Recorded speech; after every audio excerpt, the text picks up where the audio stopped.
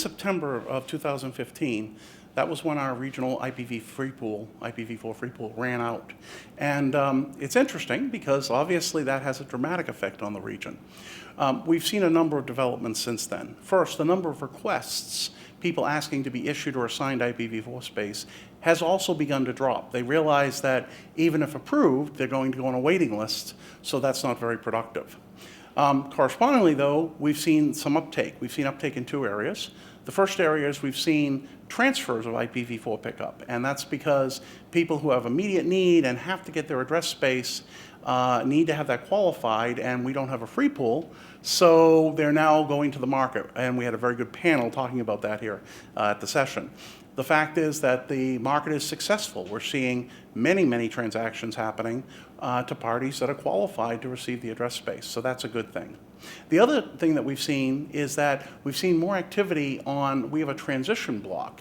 You can get an IPv4 address block to facilitate your transition to IPv6, and now we're really beginning to see that pick up.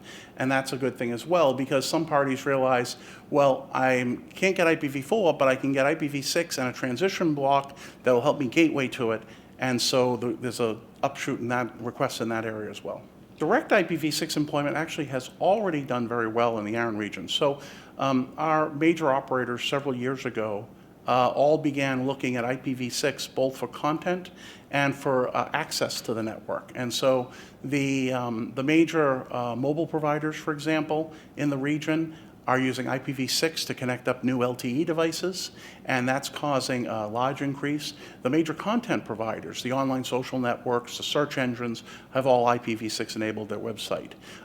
In December 31st of last year, 2015, we actually hit, in our region, 25% of the users in the region were accessing the internet via IPv6, at least according to the stats that we were seeing from APNIC and from Google as they reported.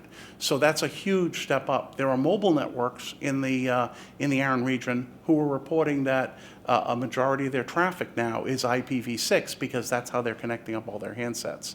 So we're seeing great progress, and it's still an uphill battle, but as people hear about IPv4 runout, the people who were like, well, that's a future thing, now realize it's not a future thing, it's here today.